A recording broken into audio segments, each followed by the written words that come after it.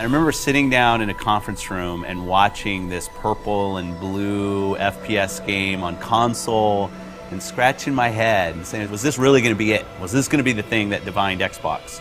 And obviously 10 years later it proves that that was the kind of the seminal moment for us, the beginning of Halo as an Xbox game. Not only did Halo 1 bring the FPS to the console, it also brought story. Cortana. I've spent the last 12 hours cooped up. The combination really established sort of a new genre, if you will, of FPS console story expectation. Halo did a lot of really conventional storytelling through cinematics and cool voice acting and great music, obviously.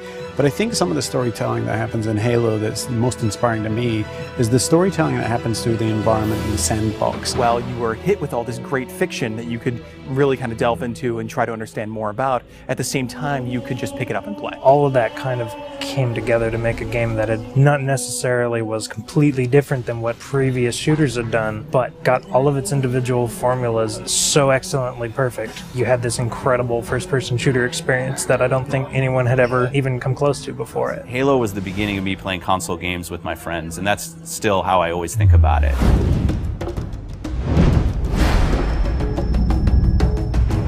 I think people have been asking for a remake of Halo 1 since Halo 2 was announced. I like to go all the way back to the day that Xbox Live came out, and the demand for Halo 1 and the ability to play, say, co-op over Xbox Live kind of started, and it built up over the years and over the years. It was the perfect timing since the 10-year anniversary was coming up. It occurred to us that there's this entire generation of people who never played the original game. If you're an 18-year-old gamer today, you were 8 when Halo came out. We did due diligence on a number of partners. The number one requirement was that it didn't impact gameplay at all. You have a classic. You have something that's just magical, right? If you go and tinker with it, you're going to lose that magic. What we really needed was someone who could work with our existing physics and gameplay engine. Saber popped up really quickly. They're like, yeah, we can do this. We can make the game look like a current generation game, and we can do it by using the original Halo 1 engine. The gameplay in Halo 1 is what's called deterministic. In other words, if you feed the engine the same input, the game will behave in the same way. And if you can apply this principle across a network, you can have two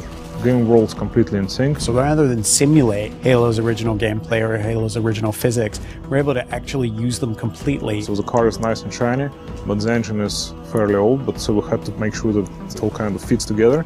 And then we had to speed up the engine to make sure it works in today's world.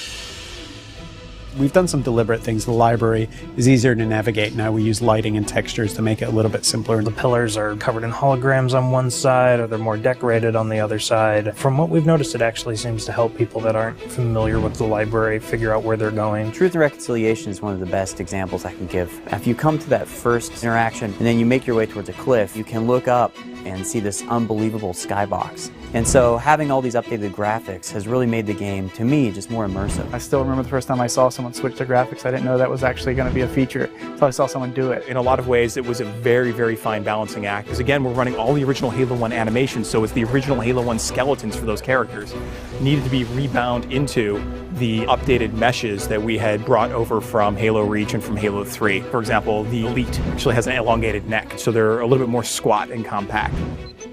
Cracking the case in 30 seconds. Welcome back, sir. We'll have you battle ready stat. Master Chief's iconic, and he has to look like a hero, and he has to look just right. Chief's armor was a tough process. We went back and forth on that for a long time. Originally, we were using a Mark V armor that's built in the multiplayer component of Reach. We just kept coming back, and it just didn't look like Master Chief. The first stuff we put out around E3, I think the forum reaction was instantly, Chief looks wrong, his visor's too big, the color's all wrong. Some people thought we were doing it intentionally as a retro. If you saw the original Chief from like 1999 era, he had a really tall, very matte reflective helmet. It actually looked similar to that. The thing about this group working on this project is that we are very, very passionate about getting this right. We iterated on that probably 6-7 months before we finally got a final Chief's armor that I think looks awesome. One of the number one asks that we had for a Halo remake was we want co-op over live. The original Halo 1 campaign experience had already been designed for cooperative play. You notice when you're getting out of the initial cryotube, there's actually 2 cryotubes for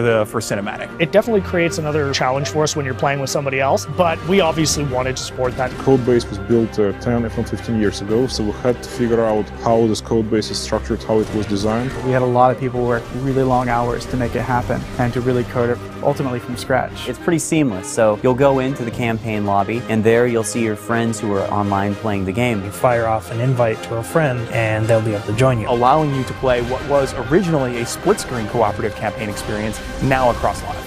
Skull on. Classically, skulls in Halo tend to affect behavior, which means the AI needs to support those behavioral changes. How do we create something that alters gameplay? Well, one of our fundamental tenets is keeping gameplay the same. Skulls are one of the tools we're giving the player that if they do want to change their gameplay experience a little bit, they can do it. Benefit to this is that most of these skulls are brand new. You've never seen them before, you never played them. Like Malfunction, where random HUD elements disappear whenever you respawn. Boom is a skull that increases the radius of explosions, making explosions more dangerous both for the Covenant and for the player.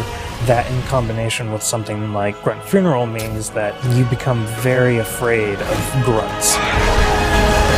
We must continue. This way, please. There are a few features that got into the game that turned out better than we expected, and 3D is probably the number one. It was unexpected, it was a bonus, and I don't see 3D very well, but it really worked for me. So for some reason it just pops in Halo in a way that it doesn't in other games or even movies.